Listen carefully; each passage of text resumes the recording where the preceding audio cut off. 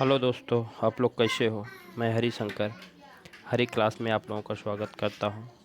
आज मैं हिंदी के कुछ टॉपिक बताने की कोशिश करता हूं। इसे आप लोग अपने बुक में नोट करें। हाँ, ध्यान रहे,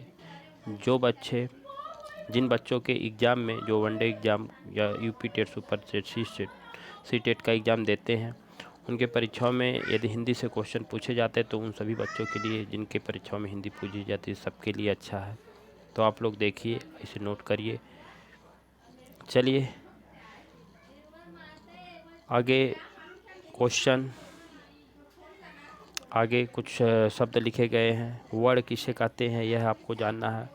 तो ध्यान रहे दोस्तों, मुख से निकलने वाली सार्थक ध्वनि को ही वर्ड कहते हैं। जैसे हम अपनी बातों को अभिव्यक्त करने के लिए भाषा के रूप में लिखते हैं या बोलते हैं, उसी को ध्वनि कहते हैं। और जो हम लिखते हैं, लिखकर जो अपने विचारों को व्यक्त करते हैं, व्यक्त करते हैं, भाषा शब्द के रूप में जो व्यक्त करते हैं, उसे वर्ड कहते हैं। तो ध्यान रहे, हम बोलने की जो सबसे छोटी इकाई होती है वो ध्वनि होती है, और लिखने के आधार पर देखा जाए तो सबसे छोटी इकाई वर्ण होती है। आगे कह रहे हैं कि लघुत्तम वाक ध्वनि, सबसे छोटी ध्वनि को वर्ण कहते हैं। जो ध्वनि होती है, बोलने के संबंध में ध्वनि बोलेंगे और लिखने के संबंध में वर्ड बोलेंगे, तो सबसे छोटी ध्वनि होती है। और फिर वर्ड होती है, वर्ड, उसी को वर्ड भी कहते हैं। जैसे क, ख, ग, वर्डों के समूह को वर्णमाला कहते हैं। आगे है वर्डों की संख्या। मूल संख्या 44 होती है। कुल संख्या हिंदी में 52 होती है। वर्णमाला में, हिंदी के वर्णमाला में कुल संख्या 52 होती है। इस चीज़ को आप लोग ध्यान रखिए। आगे कह रहे हैं वर्गों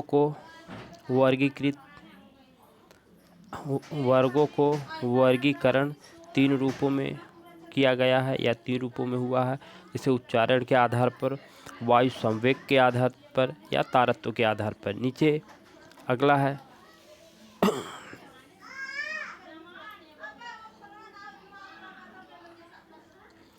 उच्चारण के आधार पर वर्ण 2 प्रकार के होते हैं। नंबर 1 है दोस्तों स्वर होता है, दूसरा होता है व्यंजन होता है। स्वरों की संख्या 11 होती है। स्वरों को भी 3 भागों में बांटा गया है। अगला है व्यंजन। 33 भागों में, व्यंजनों की संख्या कुल 33 होती है। आगे नीचे लिखा गया है स्वर जिन वर्णों का स्वतंत्र अस्तित्व होता है, जिनके उच्चारण में कम समय लगता है, इन्हें बोलने के लिए इन्हें मात्रा भी कहते हैं। ध्यान रहे, जिन वर्णों को स्वतंत्र अस्तित्व होता है, स्वरों की बात कर रहे हैं, जिन वर्णों को स्वतंत्र अस्तित्व होता है, जिनके उच्चारण में कम समय लगता है, इन्हें मात्रा भी कहते हैं। इनकी संख्या कुल 11 होती है दोस्तों। इस चीज़ को आप लोग नोट कर लीजिए। 11 में अ, आ, ई, उ, री, ए, ऐ, ओ, औ, सिर्फ यही 11 होती है मात्राएं। आगे चलते हैं स्वरों के भेद। स्वरों के कितने भेद हैं, कितने भागों में बांटा गया, इस चीज़ को आप लोग देखिए।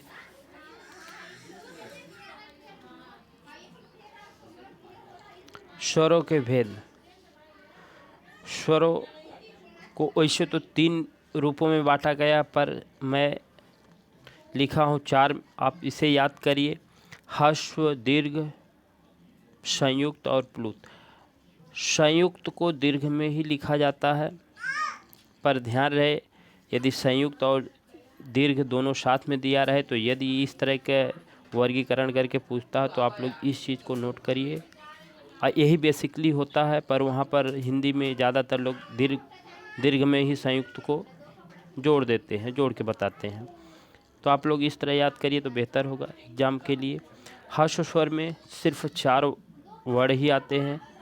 नंबर 1 है अ, ई, उ और री।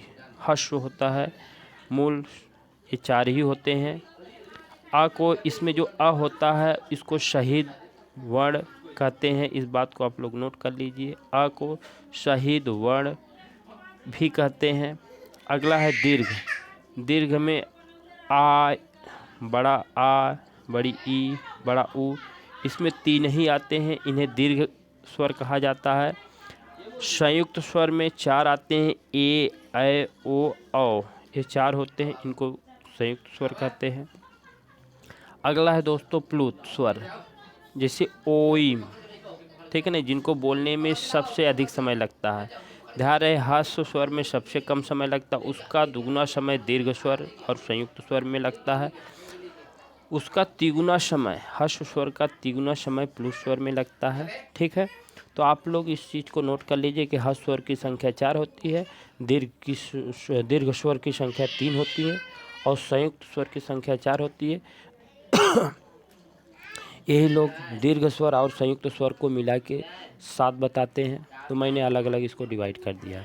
चलिए आगे चलते हैं।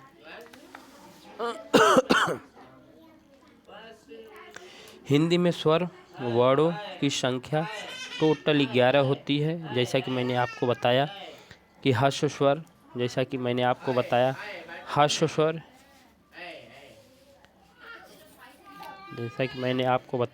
स्वर 4 होते हैं, दीर्घ स्वर 3 होता है, संयुक्त स्वर 4 होता है, तो 4 3 7, 7 4 11, सिर्फ यही आपके होते हैं 11। स्वरों की संख्या 11 होती है। नीचे कह रहे अंग और अह न ही स्वर हैं न ही व्यंजन में गिने जाते हैं। आगे कह रहे हैं अयोग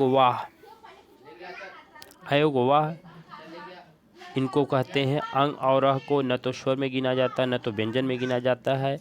इनको अयोग वाह के नाम से जानते हैं या इन्हीं को नपुंसक वर्ण भी कहते हैं। ओके, चलिए आगे देखते हैं। आ को शहीद वर्ण कहते हैं, जैसा कि मैंने बताया, नोट में भी मैंने लिखा है आप लोगों को बताने के लिए। आगे कह रहे हैं व्यंजन वर्ण के बारे में बोल रहे हैं, तो आप लोग देखिए जरा। जिन वर्णों का स्वतंत्र अस्तित्व नहीं होता है, व्यंजन स्वतंत्र नहीं बोले जा सकते हैं। ओके, व्यंजन स्वतंत्र नहीं बोले जा सकते हैं। जिन वर्णों का स्वतंत्र अस्तित्व नहीं होता है, जो हमेशा स्वर वर्णों की सहायता से बोले जाते हैं, उन्हें क्या कहते हैं? व्यंजन कहते हैं। व्यंजनों को बोलने के लिए स्वर की सहायता ली जाती है। मूल व्यंजनों की संख्या 33 होती है और यही पूछता भी है। कुल व्यंजनों की संख्या कह सकते हैं 39 होती है। मूल व्यंजन को ही क्या बोलते हैं? स्पर्शी व्यंजन होते हैं। मूल व्यंजन, स्पर्शी व्यंजन, इनकी संख्या 5 होती है। नीचे दिया गया है पाँचों का क्रम। क, च, ट, त, प, ये 5 वर्ग हैं। क, ख, ग, घ, पहला क वर्ग में क, ख, ग, घ, च वर्ग में च, छ, ज, झ, इया, ट वर्ग में ट, ठ, ड, ढ, आड़ा, त वर्ग में त, थ, द, ध, न, प वर्ग में प, फ, ब, भ, म, जैसा कि दिया गया है। ध्यान रहे क को कंठ से बोलते हैं, च को तालु से बोलते हैं, ट को मूर्धा से बोलते हैं, त को दंत से बोलते हैं, प को ओष्ठ से बोलते हैं। इनका ये बोलने का क्रम है। कंठ निचले हिस्से को बोलते हैं, उसके ऊपर तालु होता, उसके बाद मूर्धा आता है दोस्तों, उसके बाद दांत आता है, उसके बाद बाहर की तरफ ओठ होता है। तो इस तरह आप लोग याद करने की कोशिश करिए। और मैं आप लोगों को नीचे बताने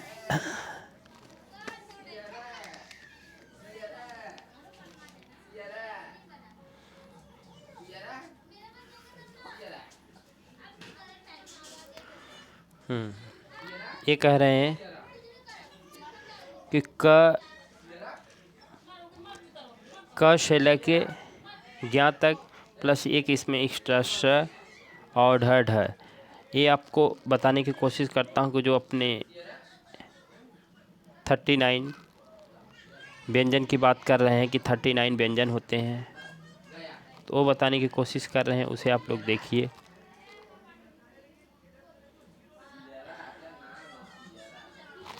क से लेके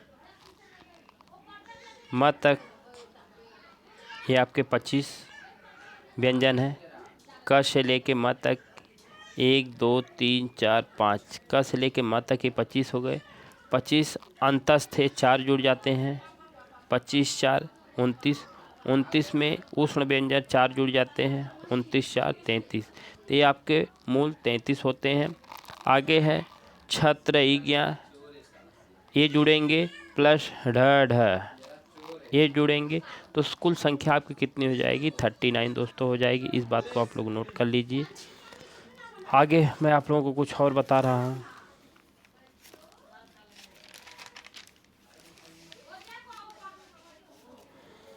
कह रहे हैं कि व्यंजन के भेद, व्यंजनों को बांटा गया। स्पर्श व्यंजन, क से लेके म तक को स्पर्श व्यंजन बोलते हैं। अंतस्थ व्यंजन य र ल व, इस चीज़ को आप लोग नोट कर लीजिए। अंतस्थ व्यंजन 4 होते हैं, य र ल व, ठीक है ना दोस्तों। आगे है ऊष्म व्यंजन, ऊष्म व्यंजन में भी 4 होते हैं, श ख श ह, ये 4 ऊष्म व्यंजन में आते हैं। संयुक्त व्यंजन में 4 आते हैं, जिसमें छ त्र इज्ञा, ये आपके ऊष्म व्यंजन में आते हैं 4।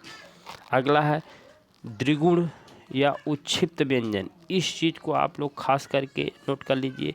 इसे तुर्की शब्द बोला जाता है, ढ ढ, इनकी संख्या 2 होती है। आगे इम्पोर्टेंट बात, य और व को अर्ध स्वर कहा जाता है, इस चीज़ को आप लोग नोट करिए। य और व, एक क्वेश्चन में बार बार पूछा गया है। अर्ध स्वर किसे कहते हैं? य दे देगा या व दे देगा, तो इसे अर्ध स्वर कहते हैं। आगे द्विगुण या उच्छिप्त व्यंजन तो हम समझ ही गए, उनको आगत या निर्मित व्यंजन भी बोलते हैं, इस चीज़ को आप लोग नोट कर लीजिए। आगत व्यंजन में ज फ भी आता है। आगत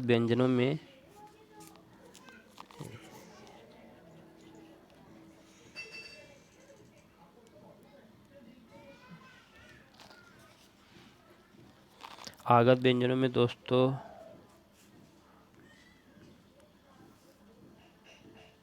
ज और फ, ये 2 ठे आते हैं, जिनके नीचे मैंने बिंदी दिया। ज और फ नाक की सहायता से बोले जाते हैं, तो आप लोग कोशिश करिए। ये रहे हमारे कुछ वर्ड के बारे में, जिसे आप लोग नोट करिए और एग्ज़ाम के लिए तैयार करिए। बहुत ही इंपॉर्टेंट है, कंटिन्यू परीक्षाओं में पूछे जाते हैं दोस्तों। तो आप लोगों से एक विनती है कि आप अपने मित्रों को ये वीडियो शेयर करिए। Okay bye, thank you.